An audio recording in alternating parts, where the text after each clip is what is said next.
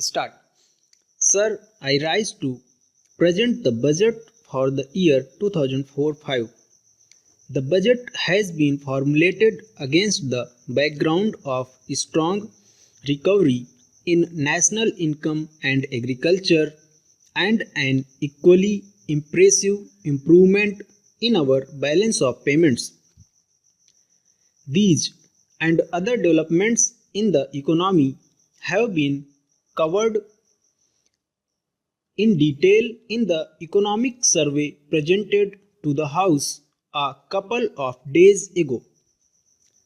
I shall therefore be brief in reviewing the current economic situation in order to fulfill our social commitments and project jobs. Government had to take over a large number of sick units and sustain them through injection of fresh resources. While some of them have turned to corner, a large number of them continue to incur losses. The time has come to undertake a careful review of the performance of sick units in the public sector with a view to reducing the drain on our resources. This the government proposes to do. Economic viability must be the principal test for the survival of an enterprise. Honorable members will recall that when our government took office in January 2000, an important task before us was to revitalize the planning process and to give a new thrust to the programs of development. I am happy to say that in the last 4 years we have been able to achieve an unprecedented increase in the tempo of public investment. Within this aggregate plans of individual states show a varied picture. Some states have managed their finances well. They have been able to raise additional resources and effectively utilize these to implement adequately sized plans providing development and growth to their people. Unfortunately, some states, for reasons of their own, have used their resources for various other purposes. They have not invested their resources, including additional resources mobilized for development, and have also resorted to large overdrafts on the RBI. Unfortunately, despite these measures, some states continued to rely heavily on overdrafts.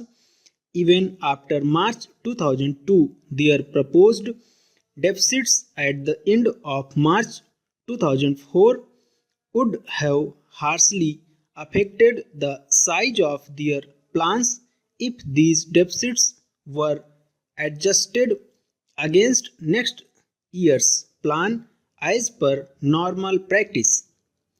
In considering the ways of overcoming this problem, I have found myself in a predicament. On the one hand, no finance minister of the country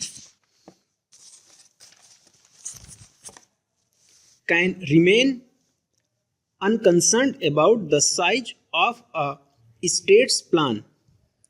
On the other hand, if assistance is extended to defaulting states, the well-managed states can legitimately explain that they have not got their just rewards from the center for their better performance. For those states which have managed their finances well, I am working out a suitable scheme to provide some additional assistance to them in 2004-5. This is only just and appropriate. Mr. Speaker, sir, I am sure that the House will agree with me that despite severe resource constraints of its own, the central government has done the maximum that it can to solve the state's problems. The rest, however, is up to them. In the last 4 years, the present government introduced a number of schemes for the benefit of the weaker sections of the society, particularly in the rural areas. These included the Integrated Rural Development Program, the National Rural Employment Program, and the two new programs announced by the Prime Minister on 15th August 2003, namely the Rural Landless Employment Guarantee Program and the scheme for providing self-employment opportunities to the educated unemployed. Each of these programs is designed to create opportunities for employment and income generation for particular target groups while also creating productive assets.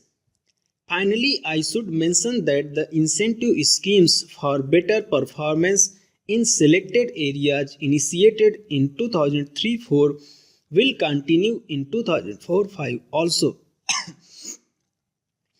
As the House is aware, these schemes are designed to improve the functioning of the electricity boards and provide further impetus to the programs for small and marginal farmers, rural water supply schemes, environmental improvement in urban slums, construction of field channels in command area, development projects and adult education for women and elementary education for girls. A lump sum provision of rupees 200 crores is being made for this purpose. Lest the honorable members take me to be a magician who can do so much with so little, I hasten to clarify that the incentive scheme is designed to provide additional resources linked to performance for specified schemes. There are, of course, also separate substantial allocations for each of these schemes. I have only briefly touched upon the main priorities and objectives of the annual plan for 2004-5. In order to provide the maximum possible outlay for the 10th 5-year plan, I have taken special care to ensure that non-planned expenditure is kept at the minimum. However, certain increases in this expenditure are necessary and unavoidable.